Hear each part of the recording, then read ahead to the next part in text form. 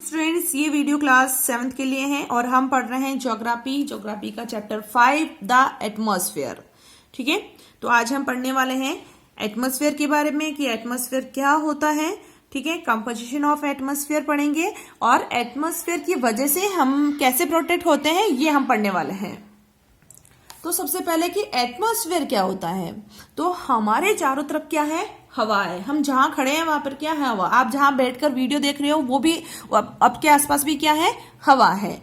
ठीक है, तो हमारे चारों तरफ, हमारी अर्थ के चारों तरफ भी क्या है, एक हवा का क्या है, बिल्कुल हवा ने कवर कर रखा है, एक ब्लैंकेट बना रखा है ना। जैसे कि एक एग्जांपल से देखो, जैसे कि ये हमारी अर्थ है, ठीक है, और अर्थ के चारों तरफ क्या है, ये हवा से पूरा कवर हो रखा है।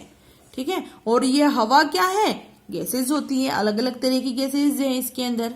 ठीक है, तो ये क्या करता है, इस अर्थ को कवर करके रखा हुआ है। ठीक है, अब तुम पूछोगे कवर क्यों करके रखा हुआ। कवर करने की भी बहुत सारी वजह है ना।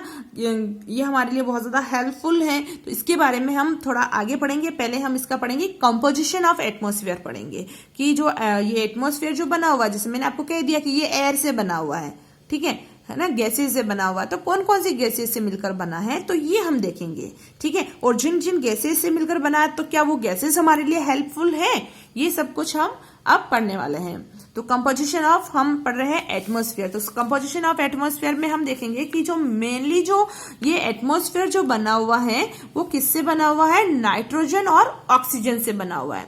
ठीक है, इस एटमॉस्फेयर की कंपोजिशन में क्या है, 78% तो क्या है, नाइट्रोजन है और 21% क्या है, ऑक्सीजन है। ठीक है, 78% नाइट्रोजन है और 21% क्या है, ऑक्सीजन। तो मेनली टू गैसेस जो है उससे मिलकर क्या बनता है, एटमॉस्फेयर बनता है। ठीक है, तो इन दोनों को अगर हम मिलाते तो कितना परसेंट हो रहा है, 99% हो गया। तो 99% तो नाइट्रोजन और ऑक्सीजन से मिलकर बना है। तो अब क्या रहा है, ओनली 1% रहा है। अब ओनली 1% के अंदर और भी बहुत सारी गैसेज आ जाती है जो कि एटमॉस्फेयर को बनाती है। जैसे कि आर्गन है, 0.93% है, कार्बन डाइऑक्साइड है ना। और फिर और भी, जैसे इनका तो मेनली जैसे 0.3 है, 0.4, 0.4 है, इस तरह से कुछ परसेंटेज है। लेकिन फिर इसके अलावा भी जैसे कि हीलियम है, क्रिप्टॉन है, हाइड्रोजन है, ओजोन है, नियोन है, ये कुछ गैसेस हैं जो कि उनका भी कुछ थोड़ा थोड़ा परसेंटेज इसके अंदर मिक्स है। जैसे 0.1 है, 0.2 है, 0.3, इस तरह से। अब इस 1% के अंदर इन गैसेस के अलावा और क्या है, वाटर वेपर है, डस्ट पार्टिकल्स है। ठीक है, ये भी इस एटमॉस्फेयर को बनाते हैं, इसमें होते हैं। ठीक है, देखो यहाँ पर एक डायग्राम दिया हुआ है, कंपोजिशन ऑफ द एटमॉस्फेयर। ये डायग्राम आपको होमवर्क में बनाना है, होमवर्क और CW दोनों में ही बनाना है आपको ये कंपोजिशन ऑफ द एटमॉस्फेयर। ठीक है, नाइट्रोजन 78%, ऑक्सीजन 21%। ठीक है, फिर कार्बन डाइऑक्साइड, ठीक है, कार्बन डाइऑक्साइड 0.03% है ना। और फिर ऑर्गन, फिर ऑल अदर, जिसमें ऑल अदर में वाटर वेपर है, डस्ट पार्टिकल्स है, वो कुछ हो जाएंगे। तो ये मिलकर क्या बना रहे हैं, हमारे एटमॉस्फेयर को बनाते हैं। ठीक है, अब हम पढ़ने वाले हैं सिग्निफिकेंट ऑफ द एटमॉस्फेयर। अब एटमॉस्फेयर का हमारे जीवन में क्या विशेषता है, इसकी क्या करता है ये हमारे लिए, है ना। क्योंकि अर्थ को कवर करके रखा हुआ, ये मैंने बताया अभी आपको। तब आप पूछोगे कि ये कवर क्यों करके रखा हुआ, क्या इससे हमें क्या बेनिफिट हो रहा है। तो इसके लिए हम देखते हैं, फर्स्ट है, the atmosphere act as a blanket by trapping terrestrial radiation and keeping the earth warm. So it ensure that there is the correct amount of heat required for life to exist. If were not for the protective covering of the atmosphere, all the life forms of the earth would have been either burned during the day or frozen to death during the night. अब देखो क्या होता है, ये जो सन जो होता है, ठीक है, अब सन से क्या होती है, रेज आती है किस तरफ, हमारे अर्थ की तरफ, है ना। सूर्य किरणें हमारी यहाँ पर आती है, हीटिंग आती है। अब इस हीटिंग में से कुछ जो हीट जो होती है वो तो क्या करती है, वापस लौट जाती है ना, अर्थ की तरफ वापस लौट जाती है। लेकिन कुछ जो हीटिंग जो होती है वो हमारे यहाँ एटमॉस्फेयर उसको एब्जॉर्ब कर लेता है। ठीक है, सारी हीटिंग जो है वापस नहीं जाती है, कुछ चीजें अंदर जो आ जाती है वो अर्थ के अंदर रह जाती है ना, और उसको एटमॉस्फेयर में ये क्या हो जाती है, अब्जॉर्ब हो जाती है।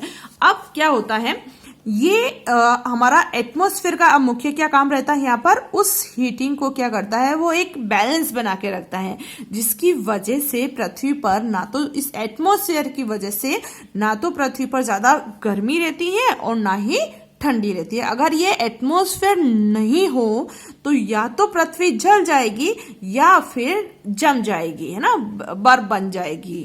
तो ये एटमॉस्फेयर क्या कर रहा है, जो हीटिंग जो बैलेंस जो है उसको ट्रैप करता है ना, जो हीट जो आ रही है उसको मतलब इसको हीट को ऑब्जर्व करता है, और कुछ हीटिंग तो वापस चली जाती है ना, और ये अलग अलग जो गैसेस जो होती है वो इस अर्थ को ज्यादा बर्न होने से और ना ही फ्रोजन होने देता है। ठीक है, देन सेकंड पॉइंट है, it has large amount of nitrogen. Nitrogen compounds are needed by both plants and animals for growth. जैसे कि अब मैंने आपको बताया था कि जो हमारे एटमॉस्फेयर के अंदर क्या है, 78% क्या है, नाइट्रोजन। तो अब आप लोग कहोगे नाइट्रोजन तो हमारे लिए जरूरत ही नहीं है ना, नाइट्रोजन हमारे लिए क्यों जरूरत है, तो हम तो ऑक्सीजन लेते हैं, हम क्या करते हैं, क्या इनहेल करते हैं, हम ऑक्सीजन को इनहेल करते हैं ना, ऑक्सीजन इनहेल करते हैं और क्या छोड़ते हैं हम, कार्बन डाइऑक्साइड, है ना। तो अब आप ये सोचो कि प्लांट्स के लिए किस तरह से ये उपयोगी है, प्लांट्स भी तो कार्बन डाइऑक्साइड लेते हैं, तो प्लांट्स को नाइट्रोजन की आवश्यकता होती है ना, लेकिन जो प्लांट्स जो होते हैं वो डायरेक्ट नाइट्रोजन नहीं लेते, है ना। आवश्यकता तो होती है लेकिन जो प्लांट्स जो होते हैं वो डायरेक्ट नाइट्रोजन नहीं ले सकते, है ना। वो क्या करते हैं, जैसे कि छोटे जो बैक्टीरिया वगैरह जो होते हैं वो पेड़ पौधों की जड़ों के अंदर रहते हैं और वो नाइट्रोजन लेते हैं, और वो फिर उनके थ्रू जो होता है पेड़ों के अंदर, प्लांट्स के अंदर नाइट्रोजन जाती है। और आगे आप जब बड़ी क्लास में जाओगे तो आप इस नाइट्रोजन के बारे में और पढ़ोगे ज्यादा। अभी तो हम सिर्फ इतना ही पढ़ेंगे कि प्लांट्स और एनिमल्स को भी ग्रो करने के लिए नाइट्रोजन की आवश्यकता होती है। देन थर्ड पॉइंट है,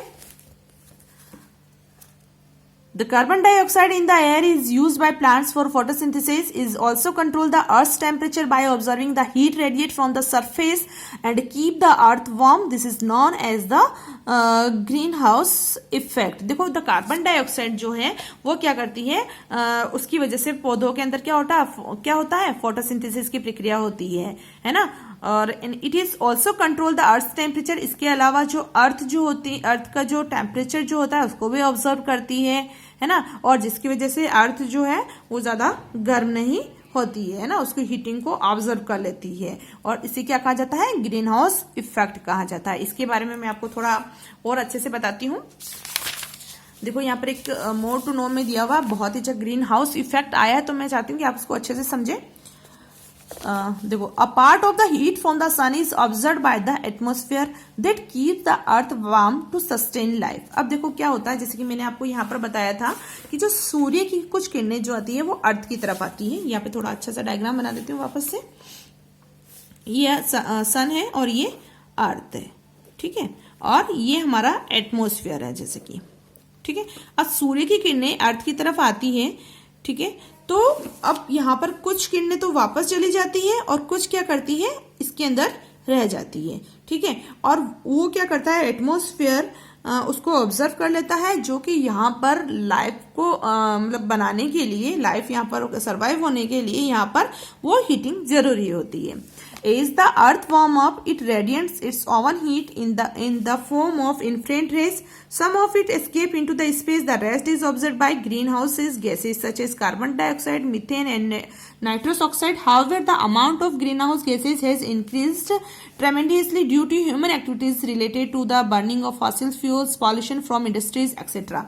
अब देखो क्या होता है, जैसे कि बहुत ही अच्छा इसने बताया है यहाँ पर कि जो सूर्य की किरणें जो है अर्थ पर जब आती है तो कुछ जो होती है वो तो वापस लौट जाती है, लेकिन जो अर्थ के अंदर जो रहती है, जो गैसेस जो होती है वो ग्रीन हाउस गैसेस जो होती है, जैसे कि कार्बन डाइऑक्साइड है ना। ग्रीन हाउस गैसेस किसे कहेंगे, कार्बन डाइऑक्साइड है, मीथेन है, ये नाइट्रस ऑक्साइड जो है वो क्या कहलाती है, ग्रीन हाउसेस गैसेस कहलाती है, जो कि क्या करती है, इस हीटिंग को ऑब्जर्व कर लेती है, ठीक है। लेकिन अब क्या हो रहा है, जितनी सी सन से जो आ रही है वो तो ठीक है, वो एक बैलेंस चल रहा है कि कार्बन डाइऑक्साइड वगैरह जो ग्रीन हाउस गैसेज जो है उसको बैलेंस कर देती है और ना तो ज्यादा हीटिंग होती है ना ही ज्यादा ठंड होती है।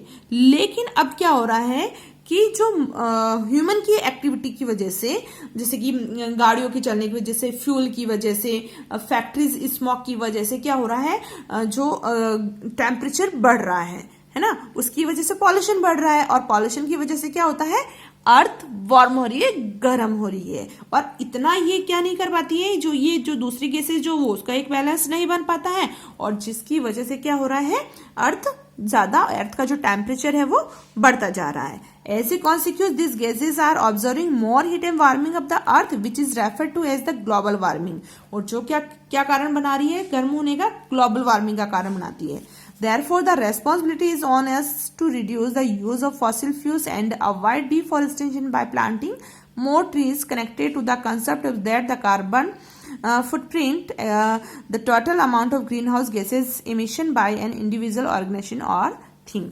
तो अब जो अर्थ का जो टेम्परेचर बढ़ रहा है, जिससे बहुत सारे बैड इफेक्ट हो रहे हैं। क्या हो रहा है, अर्थ का टेम्परेचर बढ़ने की वजह से जो हमारे पोल्स पर, जो नॉर्थ पोल, साउथ पोल, जो अंटार्कटिका वगैरह जो है, वहां की जो बर्फ जो है वो पिघल रही है और उसकी वजह से क्या हो रहा है, समुद्र का जो पानी है वो उसका जल स्तर बढ़ रहा है और जो समुद्र के आसपास के जो किनारे वगैरह जो होते हैं वो पानी उन किनारों से आगे की तरफ बढ़ रहा है और लोगों के घरों में पानी जा रहा है, या फिर बहुत सारे आइसलैंड वगैरह जो है वो भी इसके अंदर डूबते जा रहे हैं। तो ये ग्लोबल वार्मिंग की वजह से हो रहा है। ठीक है, तो दो चीजें हमने यहाँ पर आज पढ़ी है, ग्रीन हाउस इफेक्ट और ग्लोबल वार्मिंग। ठीक है, ये दोनों एक दूसरे से रिलेटेड थे, इसलिए मैंने आपको इसके साथ वो पढ़ाया। तो समझ में आ गया होगा आपको ग्रीन हाउस इफेक्ट और ग्लोबल वार्मिंग दोनों ही। ठीक है, और फिर है ozone protect us from the harmful ultraviolet rays of the sun. अब जो ओजोन जो है वो क्या करती है, वो सूर्य से आने वाली हानिकारक किरणें जो होती है उससे हमारे रक्षा करती है। मतलब जो सन से जो रेज जो आ रही है, अगर ये ओजोन नहीं हो तो हमें बहुत ज्यादा बीमारियां हो जाएगी। अगर सन से आने वाली जो किरणें अगर सीधी हमारे ऊपर आती है तो उससे हमें बहुत ज्यादा बीमारियां हो सकती है। तो जो ओजोन जो क्या करती है, वो हमें प्रोटेक्ट करती है, किससे, सूर्य से आने वाली हानिकारक किरणों की वजह से। ठीक है, अगर ये सीधी आती है तो हमें बहुत सारी डिजीज हो सकती है। Then the water vapour in the atmosphere causes precipitation, और बारिश का कारण भी बनती है atmosphere. The dust particles from the nucleus for condensation which result in the formation of cloud that cause rainfall and snowfall.